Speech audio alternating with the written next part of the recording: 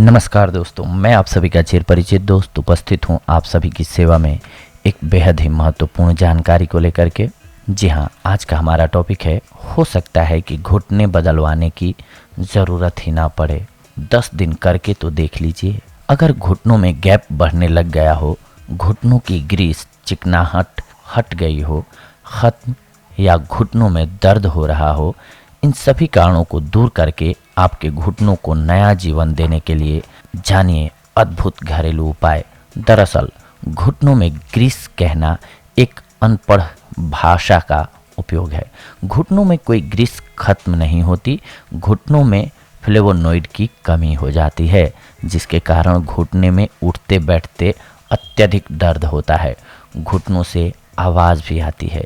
फिर इसको लोग ये भी कह देते हैं कि घुटनों में गैप बढ़ गया है।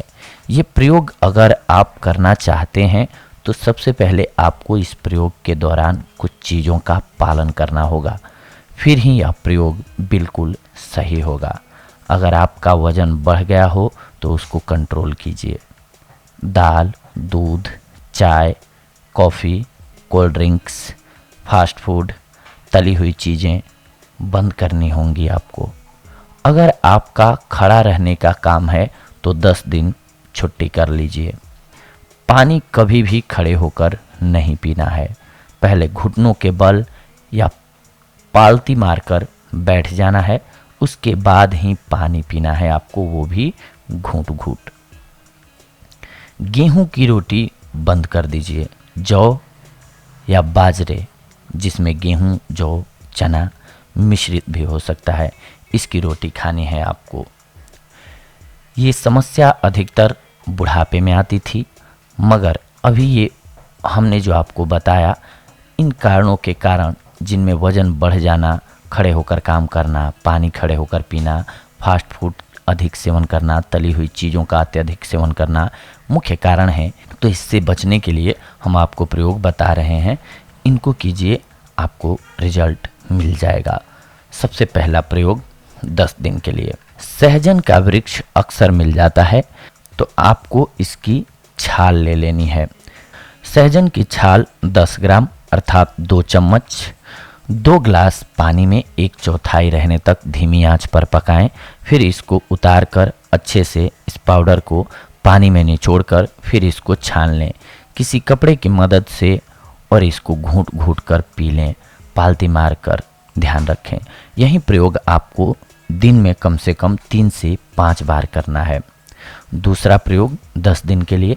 शल की एक आयुर्वेदिक जड़ी बूटी है, जिसमें बोसोवेलिक एसिड नामक सूजन को कम करने वाला ट्राइपेनॉइड शामिल है। बोसोवेलिक एसिड ऑस्टियोआर्थराइटिस और रूमेटिइस बोसोवेलिक एसिड ऑस्टियोआर्थराइटिस और रूमेटिइड अर्थराइटिस और पीठ दर्द के लिए प्रभावी होता है। पहले तो इस पेड़ की छाल 10 ग्राम 2 ग्लास पानी में गर्म करें और 1/4 यानी कि 1/4 रहने पर इसको पी लें। ऐसा दिन में 3 से 5 बार करना है। अगर स्थिति ज़्यादा कठिन है तो इस काढ़े में 1 ग्राम लोबान गोंद, जो इसी पेड़ की गोंद होती है, वो भी डाल दें, या इसकी गोंद को दूध में डालकर भी पी सकते हैं आप। ये जो दोनों प्रयोग मैंने बताया, इनमें से कोई भी प्रयोग आप अपना सकते हैं। पहले प्रथम वाला प्रयोग करने की कोशिश करें, अगर ना हो पाए तो आप दूसरा वाला प्रयोग कर लें। इसके साथ में रात को सोते समय 5 बादाम, 11 मुनक्के, 7 अखरोट, 5 खजूर, इन सभी चीज़ों को एक साथ पानी में भिगोकर रात्रि में रख दें और सुबह नाश्ते से पहले खाएं और साथ में गर्म दूध पिएं। इस दूध में लोबान की गोंद 1 ग्राम डालकर गर्म करें। कुछ दिन तक यह प्रयोग रोजाना करें। ऐसा करने से घुटनों के दर्द में आराम मिलेगा। सर्दियों में इसके साथ में ये भी करें आप, नारियल की सूखी गिरी भी घुटनों के दर्द के लिए बहुत अच्छी औषधि है। रोजाना 30 ग्राम सूखा नारियल खाएं। घुटनों पर दिन में 2 बार नारियल के तेल की मालिश गोलाई से करें। इससे घुटनों के दर्द में अद्भुत लाभ होता है। अलसी 1 से 3 चम्मच चबा चबा कर खाएं। अगर गर्मी हो तो अलसी को दही के साथ चबा चबा कर खाएं।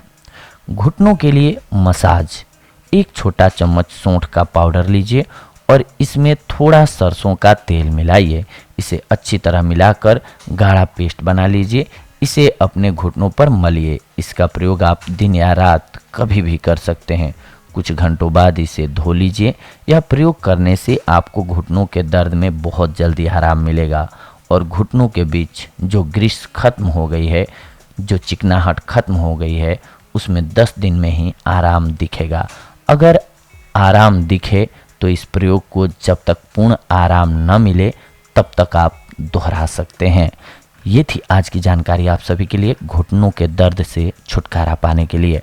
अगले एपिसोड में आप सभी के साथ जुड़ेंगे एक और जानकारी को लेकर के। तब तक के लिए धन्यवाद। नमस्कार दोस्तों।